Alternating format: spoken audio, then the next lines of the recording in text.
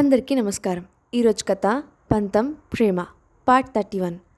ఇక స్టోరీలోకి వెళ్తే వివి కార్పొరేషన్ మీటింగ్ రూమ్లో Cloud9 డిపార్ట్మెంట్లోని ఎంప్లాయీస్ మొత్తం అందరూ ఆ మీటింగ్ రూమ్లోనే గ్యాదర్ అయి ఉన్నారు. ఆ మంత్ కంప్లీట్ చేయవలసిన ప్రాజెక్ట్స్, కాంట్రాక్ట్స్, సేల్స్, ఇవ్వవలసినవి, రావాల్సిన పేమెంట్స్, ఇలా అన్ని విషయాల గురించి మాట్లాడుతున్నాడు ఆర్కే. ఆ మీటింగ్లో ఆర్కే మాట్లాడుతున్న విషయాలకు సంబంధించిన వివరాలను, సబార్డినేట్స్ అడిగే క్వశ్చన్స్ను, ఇలా ప్రతి ఒక్క అంశాన్ని ఏది కూడా మిస్ అవ్వకుండా మినిట్స్ నోట్ చేస్తున్న భాను మీటింగ్ కంప్లీట్ అవ్వడంతో అందరూ మీటింగ్ హాల్ నుండి బయటకు వెళ్ళిపోయారు. ఇది ఎవ్రీ మంత్ జరిగే మీటింగ్ అయినప్పటికీ విక్రమ్ లేకుండా ఈ మీటింగ్ను కండక్ట్ చేయడం ఇదే మొదటిసారి. బయటకు వెళ్తున్న స్టాఫ్ అదే విషయాన్ని మాట్లాడుకుంటూ వెళ్ళడంతో తన వెనకే వస్తున్న ఆర్కేను ఆపిన భాను, విక్రమ్ గురించి ఏమైనా తెలిసిందా అని అడిగింది. తెలియలేదు అన్నట్టుగా తల అడ్డంగా ఊపిన ఆర్కే ఫోన్ రింగ్ అవడంతో అక్కడి నుండి వెళ్ళిపోయాడు. విక్రమ్ గురించి ఆలోచిస్తూ తన క్యాబిన్లోకి వెళ్ళిపోయింది భాను.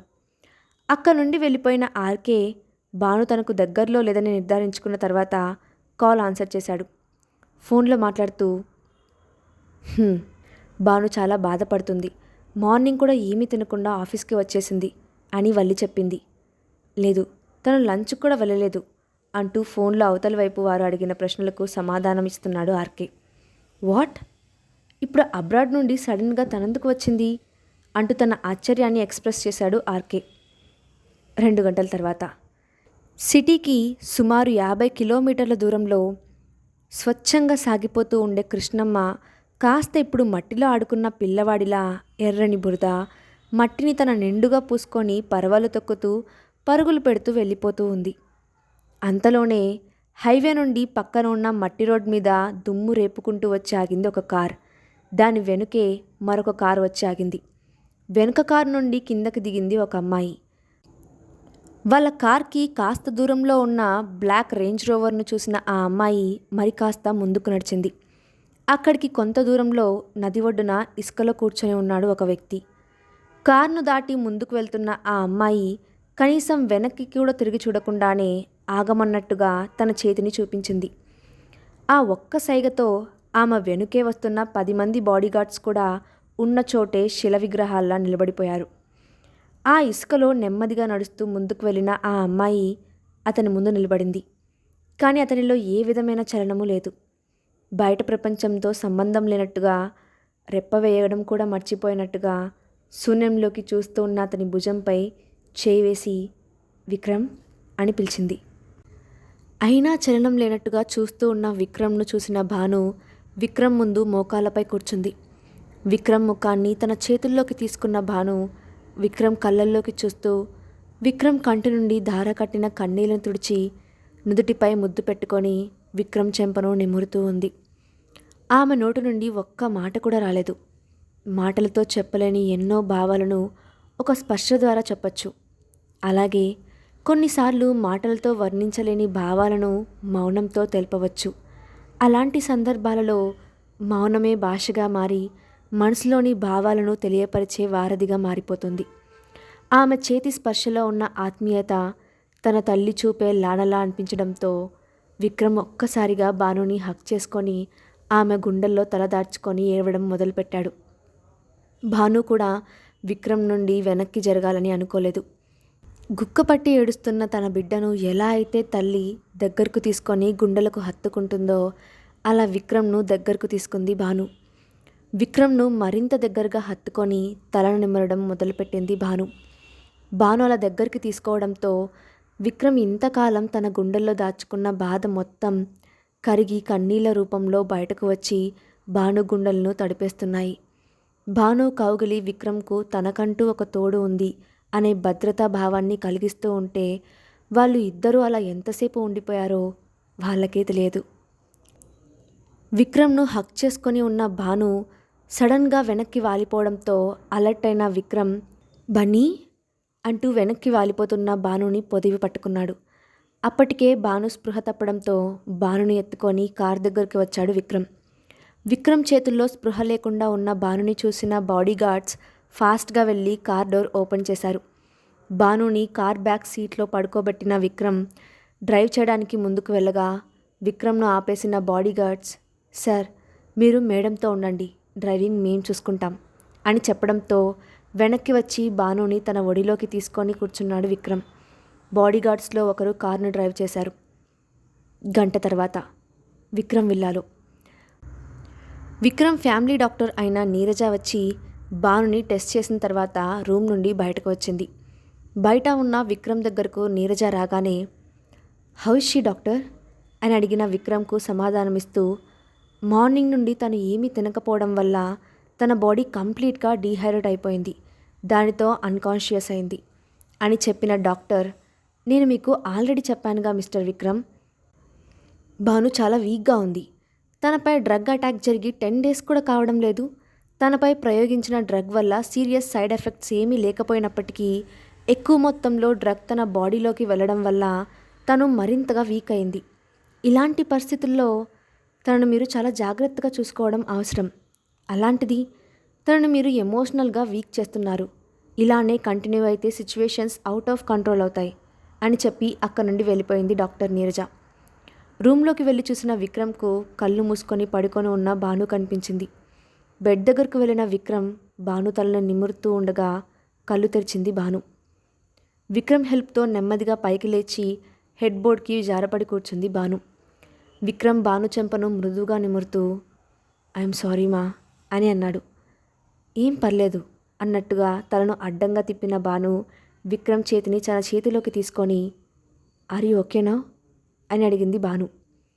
ఒక్క నిమిషం సైలెంట్గా ఉన్న విక్రమ్, ఐఎమ్ ఓకే అని అన్నాడు.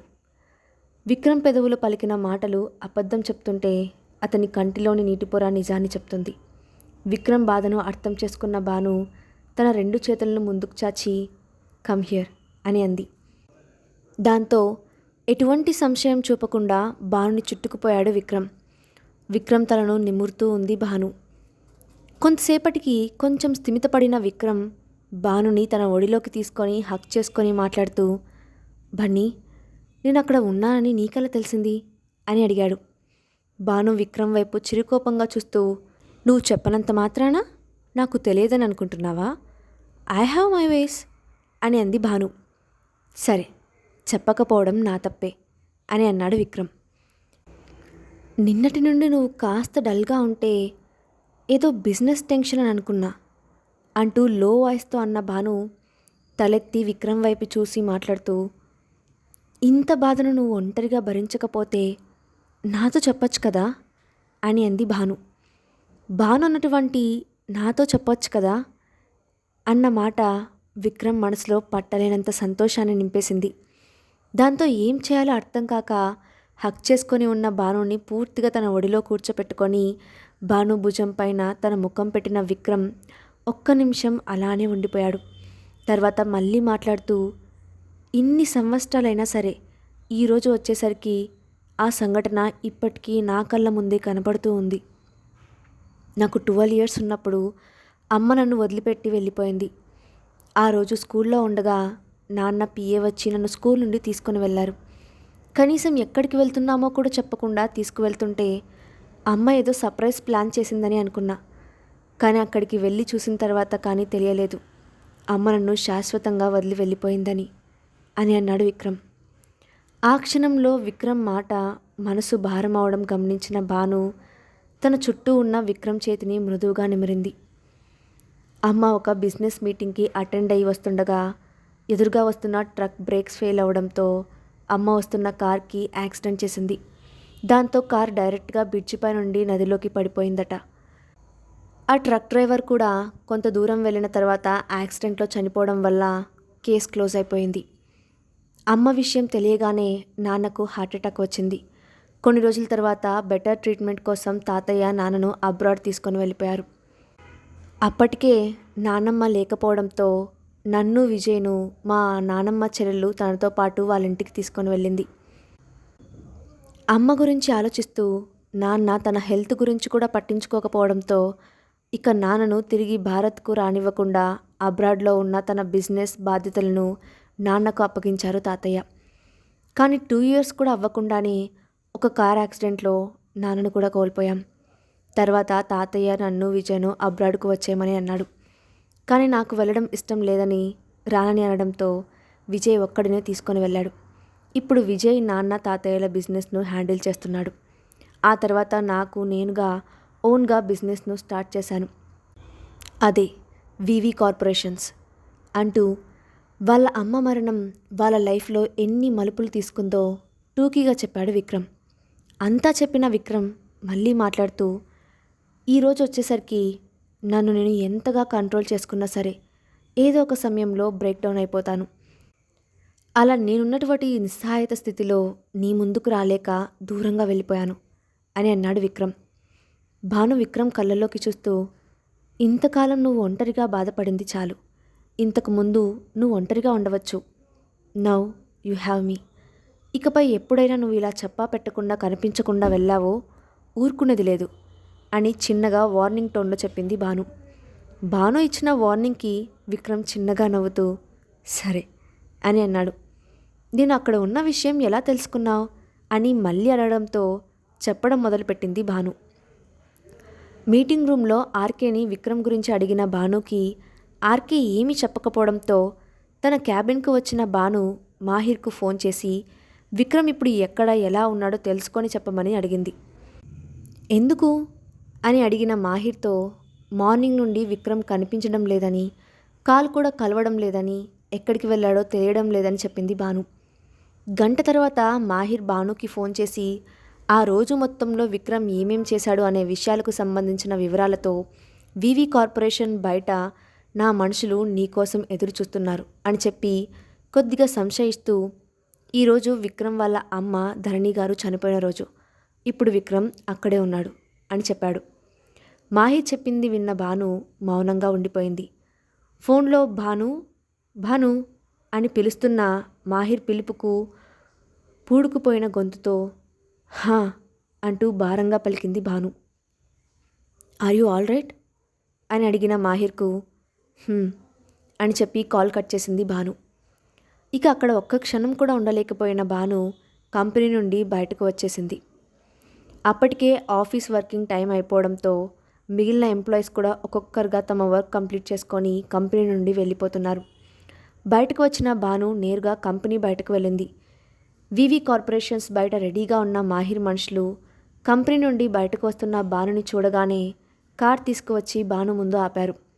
కార్ ఆగగానే కిందకు దిగిన బాడీ గార్డ్స్ భాను కోసం కార్ డోర్ తీయడంతో ఏమీ ఆలోచించకుండా కార్ ఎక్కేసింది భాను.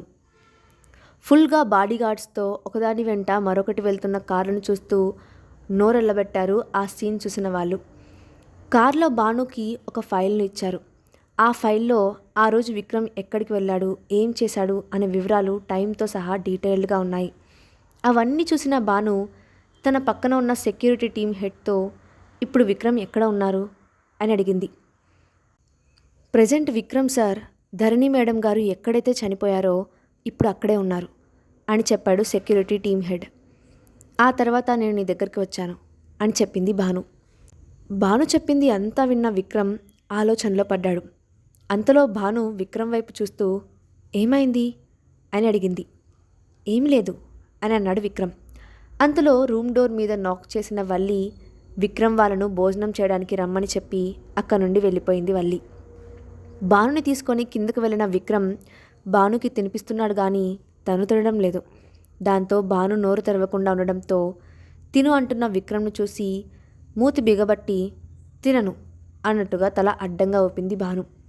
ఏమైంది, ఫుడ్ నచ్చలేదా అని అడుగుతున్న విక్రమ్ వైపు చూస్తూ నువ్వెందుకు తినడం లేదు అని అంది భాను. ఆకలిగా లేదు అని అన్న విక్రమ్ వైపు కార్నర్ లుక్తో చూసిన భాను అయితే నాకు ఆకలి వేయడం లేదు అని అంది. భాను అని అన్న విక్రమ్తో ఏంటి అని అలాగే సాగదీస్తూ అంది భాను. తిను అంటున్న విక్రమ్తో తినను అని మారం చేస్తున్నట్టుగా భాను. భానుని అలా చూస్తూ ఉంటే ఒక 8 సంవత్సరాల వయసున్న పాప you are a coconut head అని తిట్టి అక్కడి నుండి వెళ్ళిపోయింది. నేను తర్వాత తింటాను అని అన్న విక్రమ్తో నువ్వు తినకపోతే నేను కూడా తినను అని మారం చేస్తూ అలిగి మరో చోటుకు వెళ్ళి కూర్చున్న విషయం గుర్తుకు వచ్చింది విక్రమ్కు. తర్వాత ఏం జరిగిందో నెక్స్ట్ పార్ట్లో చూద్దాం. ఈ స్టోరీ అప్డేట్ ఎలా ఉందో కింద కామెంట్ బాక్స్లో మీ ఒపీనియన్ని షేర్ చేయండి. Thanks for watching.